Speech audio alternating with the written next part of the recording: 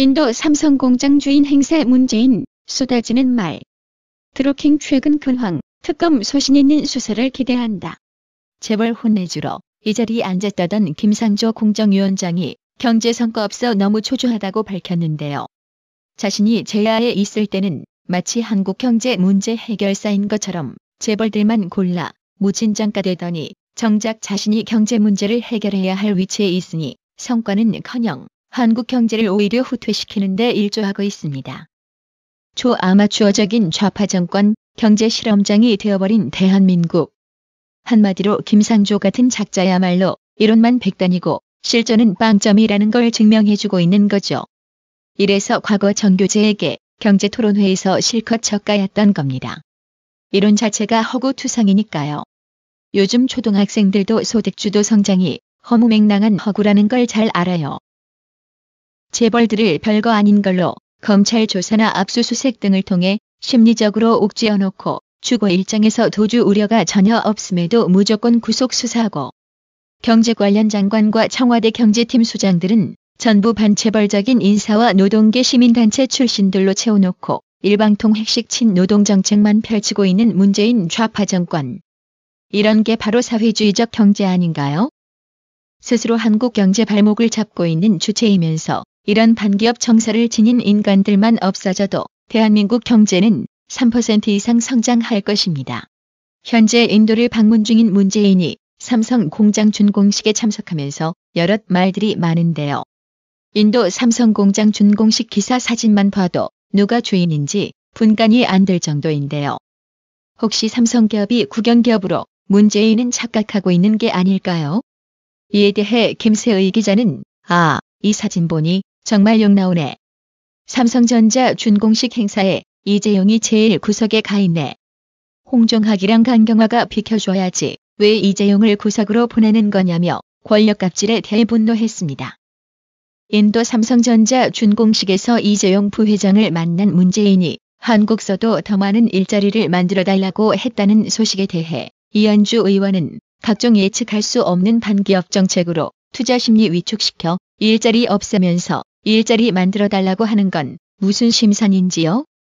왜 인도에 공장을 짓는지 알아보고 국내로 유턴시킬 방안을 고민해야 할 것 아닙니까?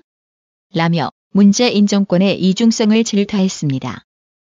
일반 국민들은 박 대통령이 삼성 이재용 부회장에게 승마협회를 맡아달라고 부탁한 것도 범죄 행위로 몰아넣고 문재인이 이재용에게 일자리 부탁한 건 또 다른 직권남용 행위 아니냐며 탄핵 가즈아를 외치며 상토했습니다. 해당 기사에는 약 10,000개 이상의 댓글이 달렸는데요. 한 네티즌은 병 주고 약 주냐? 그리고 직권남용에 대놓고 갑질하네. 기업들 죄다 쪼여놓고 못살게 굴어서 외국으로 눈 돌리게 자기가 해놓고는 이제 와서 한국에도 일자리 만들라고? 어이가 풍년이다라며 조소했고, 한 네티즌은 문재인 당신보다는 삼성을 세상이 알아줍니다. 이재용에게 고개 숙여 감사를 전하세요라며 일침을 날렸습니다. 7월 11일 뉴스위크는 문재인이 트럼프에게 평화를 주선했지만 운전자가 아닌 것을 알게 됐다며 미북 정상회담 직후 트럼프 대통령은 한미연합훈련의 연기와 주한미군 감축에 대한 입장을 발표해 문재인과 한국 사회를 경악시켰다며 이후 북한이 농축우라늄 생산을 늘렸다는 정보기관의 분석이 언론을 탔다고 사건 경과를 설명했습니다.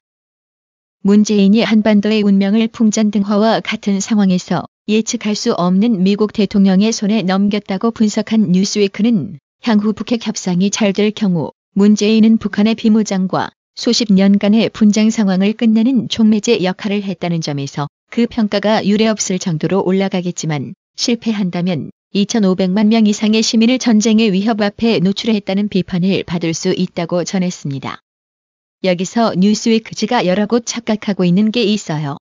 하나는 대한민국 인구는 5천만 명이며 북괴 비핵화가 실패할 경우 대한민국 5천만 명이 북괴 핵인질이 되는 겁니다.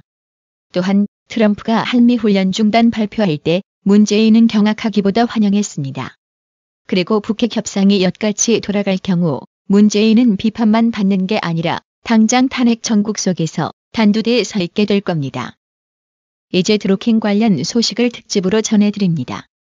허익범 특별검사팀이 7월 10일 드루킹 일당이 운영한 경기도 파주 느릅나무 출판사에서 이들이 사용한 것으로 추정되는 휴대전화와 유심칩 등을 다수 발견했다고 합니다.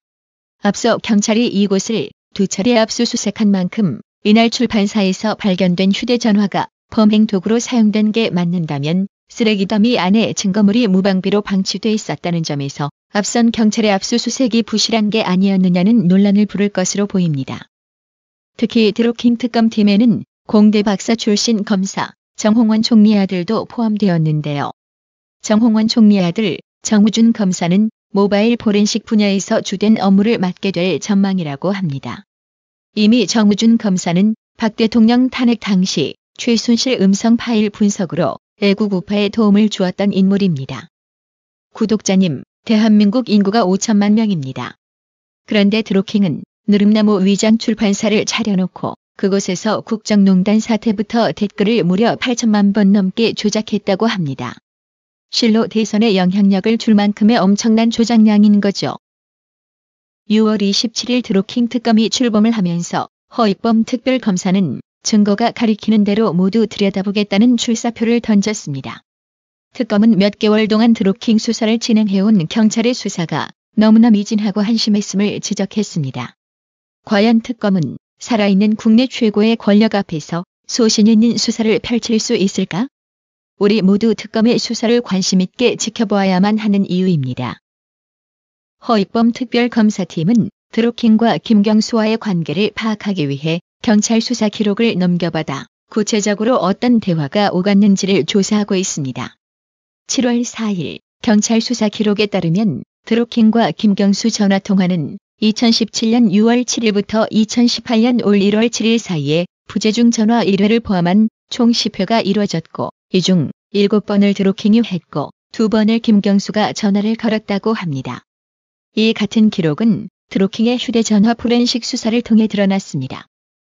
2016년 11월 8일 박근혜 대통령이 최순실 태블릿 PC건으로 궁지에 몰렸을 당시 탄핵 정국을 돌파하기 위해 국회 추천 총리를 통한 내각 구성안을 수용했습니다.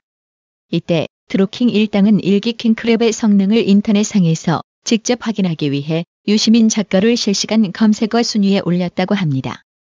CBS 노컷 뉴스가 네이버 검색어 트렌드를 통해 확인한 결과 실제로 2016년 11월 8일 유시민 총리라는 검색어가 급상승했던 것으로 나타났습니다. 경공모 회원 A씨는 이를 계기로 경공모가 비록 기사를 쓸 수 없지만 기사에 달리는 댓글을 조작해 얼마든지 여론을 만들어낼 수 있다는 자신감을 얻게 됐다고 말했습니다.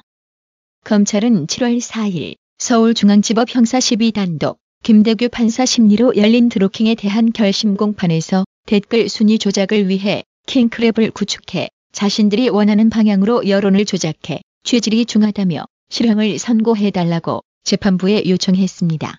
이어 수사 이전부터 수사에 대비해 보안 USB를 부수는 등 증거를 인멸했고 수사 과정에서 진술을 맞추거나 비밀번호를 함구하는 등으로 수사를 방해했다며 더 많은 기사 댓글 조작에 대한 수사가 진행 중인 점도 고려해달라고 말했습니다.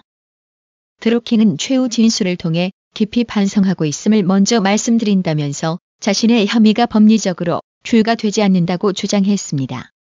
또 네이버는 트래픽 근거로 광고 단가를 높여 수익을 얻었기 때문에 기사와 기사 댓글에 대해 자동화 프로그램을 묵인, 방치, 조장해왔다며 최근에도 대부분 트래픽을 기반으로 8조 원 가까운 광고 수익을 올렸다고 강조하면서 업무에 도움을 준 것인데 악어가 악어새를 고소한 것과 같다고 덧붙였습니다. 그동안 경찰 핑계대며 드루킹 관련 수사를 외면하던 검찰이 드루킹 특검팀이 가동되면서 뒤늦게 수사를 한다고 나서면서 드루킹이 대선 전인 2016년 9월부터 댓글을 조작한 정황을 포착하고 전체 범행 규모와 기간을 특정한 추가 기소를 예고했는데요. 문제는 검찰이 대선 전 벌인 댓글 조작까지 모두 재판에 넘기면 드루킹 특검팀으로서는 특검법에 명시된 첫 번째 수사 대상 즉 드루킹 및 드루킹과 연관된 단체 회원 등이 저지른 불법 여론 조작 행위가 수사 대상에서 사라지게 된다고 합니다.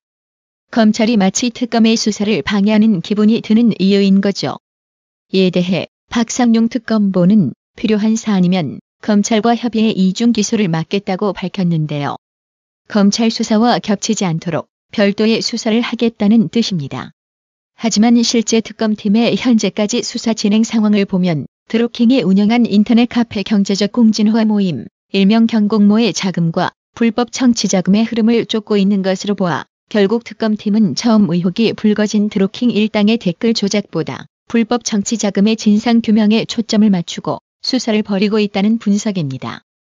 7월 5일 야당은 인터넷 여론 조작을 주도한 일명 드루킹 측과 연루 의혹이 불거진 정의당 노회찬 의원을 집중 공격했습니다. 같은 사건에 이름을 올린 김경수 경남도지사와 송인배 청와대 정무비서관에 이어 진보, 개혁 정치 세력의 도덕적 위선을 싸잡아 쟁점화하는 모양새입니다. 노회찬 의원은 지난 4월 채널A와의 통화에서 총선 당시 드루킹 일당을 만난 적도 돈을 받은 적도 없다. 드루킹을 알 수가 없죠. 그런 필명 갖고 있다는 것도 나중에 알았어요라고 말하며 그동안 드루킹을 모른다고 주장해왔습니다.